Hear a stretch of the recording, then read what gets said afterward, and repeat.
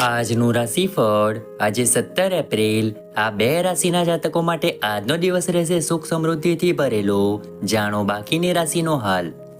જ્યોતિષમાં રાશિફળનું વિશેષ મહત્વ છે. રાશિફળ મુજબ આજે કેટલીક રાશિઓને ભાગ્યનો સાથ મળશે, જ્યારે કેટલીક રાશિઓને પરિવારનો સાથ મળશે, પરંતુ કેટલાક લોકોને નુકસાન પણ થઈ શકે છે.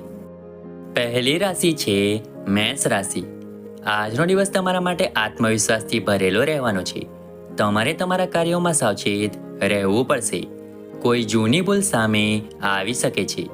જો તમે કોઈ નવા કામ વિશે વિચારી રહ્યા હો તો તમારે તમારા પિતાની સાથે તેની ચર્ચા કરવી જોઈએ. તમને ભાઈઓ બહેનો તરફથી પૂરો સહયોગ મળશે. લવ મેરેજની તૈયારી કરી રહેલા લોકો પોતાના પાર્ટનરનો પરિચય પરિવારના સભ્યો સાથે કરાવી શકે છે. પડોશમાં ચાલી રહેલા કોઈ પણ વાદ વિવાદમાં તમારે ચૂપ રહેવું પડશે, નહીં તો તે કાયદેસર બની શકે છે. તમે એક પછી એક સારા સમાચાર સાંભળતા રહેશો. આવનારી બીજી રાશિ છે વૃષભ રાશિ. આજનો દિવસ તમારા માટે ચોક્કસપણે ફળદાયી રહેશે. વેપારમાં તમને સારી તેજી જોવા મળશે. તમારે કોઈ પણ બાબતે વરિષ્ઠ સભ્યોને સમજણ બતાવવી જોઈએ. તમારો કોઈ મિત્ર તમારા કામનો લાભ લઈ શકે છે. તમારી કોઈ વાતને લઈને વિવાદ થઈ શકે છે. તમે તમારા ઘરમાં કેટલાક નવા ગેજેટ્સ લાવી શકો છો. તમે તમારી લક્ઝરી પર ઘણો ખર્ચ કરશો. તમે કેટલાક દુશ્મનો બનાવી શકો છો. તમને તમારા કોઈ મિત્ર સાથે સમસ્યા થઈ શકે છે. તમારે તમારી આસપાસના લોકો વિશે સાવચેત રહેવાની જરૂર છે. આવનારી ત્રીજી રાશિ છે મિથુન રાશિ. આજનો દિવસ તમારા માટે સખત મહેનતથી ભરેલો દિવસ રહેશે. તમે કોઈ પણ લક્ષ્ય સરળતાથી પૂર્ણ કરી શકશો. તમારું બાળક તમારી અપેક્ષાઓ પર ખરું ઉતરશે. તમે બધાને સાથે લેવાનો પ્રયત્ન કરશો. તમારે તમારું કામ બીજા પર ન છોડવું જોઈએ. જો તમને તમારા કાર્યસ્થળ પર તમારી યોગ્યતા મુજબ કામ મળે તો તમારા વખાણની કોઈ સીમા રહેશે નહીં. નવા મહેમાનનું આગમન થઈ શકે છે.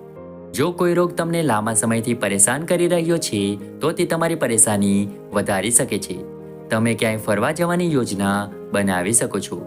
લેવડ દેવડ સંબંધિત બાબતોમાં તમારે સાવધાન રહેવું જોઈએ. આવનારી ચોથી રાશિ છે કર્ક રાશિ. આજનો દિવસ તમારા માટે સામાન્ય રહેવાનો છે. તમે તમારી જવાબદારીઓને લઈને ચિંતિત રહેશો. જો તમે કોઈ ભૂલ કરો છો તો તમારે તેના પર સંપૂર્ણ ધ્યાન આપવાની જરૂર છે. તમે લાંબા સમય પછી કોઈ જૂના મિત્રને મળશો. વૈવાહિક જીવનમાં ચાલી રહેલી સમસ્યાઓ તમને પરેશાન કરી શકે છે. અન્ય બાબતોને બાજુ પર રાખો અને તમારા કામ પર સંપૂર્ણ ધ્યાન કેન્દ્રિત કરો. વિદ્યાર્થીઓને તેમના ભાઈઓ સાથે તેમના અભ્યાસમાં જે સમસ્યાનો સામનો કરી રહ્યા છે તેના વિશે વાત કરી શકે છે, તો તમે તેને સરળતાથી દૂર કરી શકશો તેવું લાગે છે. સદસ્યના લગ્ન પ્રસ્તાવ મંજૂર થાય તો વાતાવરણ ખુશનુમા બની રહેશે. આવનારી પાંચમી રાશિ છે સિંહ રાશિ. ભાગીદારીમાં કેટલાક કામ કરવા માટે આજનો દિવસ તમારા માટે સારો રહેશે. તમારે જંગમ અને સ્થાવર યોજનાઓ પર સંપૂર્ણ ધ્યાન આપવું પડશે. કૌટુંબિક ઉદ્દેશ્યો વિશે તમારે તમારા પિતાની સલાહ લેવાની જરૂર છે. તમે તમારા બાળકોના કરિયરને લઈને ચિંતિત રહેશો. તમારા કોઈ મિત્રને કારણે તમને કોઈ સમસ્યાનો સામનો કરવો પડી શકે છે અને જો તમે કોઈ પ્રવાસ પર જવાની તૈયારી કરી રહ્યા છો તો તેના વિશે ખૂબ જ કાળજી રાખો. તમારા જીવનની વસ્તુઓ સુરક્ષિત રાખો. તમારું બાળક તમારી પાસેથી કંઈક માંગી શકે છે. આવનારી છઠ્ઠી રાશિ છે કન્યા રાશિ. વ્યવસાયની દ્રષ્ટિએ આજનો દિવસ તમારા માટે સારો રહેવાનો છે. તમારે કોઈ પણ જોખમી કામમાં વ્યસ્ત રહેવાનું ટાળવું જોઈએ. જો તમારા પૈસા ક્યાંય અટવાયા હોય તો તમે તેને પરત મેળવી શકો છો. તમે તમારી બુદ્ધિથી ઘણું હાંસલ કરી શકો છો. કોઈ અજાણ્યા વ્યક્તિ સાથે હાથ મિલાવીને કોઈ કામ ન કરો. તમારી આસપાસનું વાતાવરણ ખુશનુમા રહેશે. તમે એક પછી એક સારા સમાચાર સાંભળતા રહેશો. વિદ્યાર્થીઓએ તેમના શિક્ષણમાં તેઓ જે સમસ્યાનો સામનો કરી રહ્યા છે તેના વિશે તેના વરિષ્ઠ સભ્યો સાથે વાત કરવી પડશે. તમે તમારા ઘરમાં નવું વાહન લાવી શકો છો. આવનારી સાતમી રાશિ છે તુલા રાશિ. આજનો દિવસ તમારા માટે આનંદદાયક રહેવાનો છે. તમારા વિવાહિત જીવનમાં ચાલી રહેલી સમસ્યાઓથી તમને રાહત મળશે. તમે પરિવારના સભ્યો સાથે આનંદમાં થોડો સમય પસાર કરશો. નવું મકાન, વાહન, દુકાન વગેરે ખરીદવાનું તમારું સપનું પૂરું થશે. તમે તમારા કોઈ પણ મોટા લક્ષ્યને સરળતાથી પૂર્ણ કરી શકશો. તમને તમારા માતા પિતા તરફથી સંપૂર્ણ સહયોગ મળશે. પરિવારના સભ્યોને મળીને તમે કેટલીક જૂની યાદોને તાજી કરશો. કાર્યસ્થળમાં તમારી કોઈ પણ ભૂલ અધિકારીઓના ધ્યાન પર આવી શકે છે, જેને કારણે તમારું પ્રમોશન અટકી શકે છે. આવનારી 8મી રાશિ છે વૃશ્ચિક રાશિ. આજનો દિવસ તમારા માટે ખર્ચાળ રહેવાનો છે.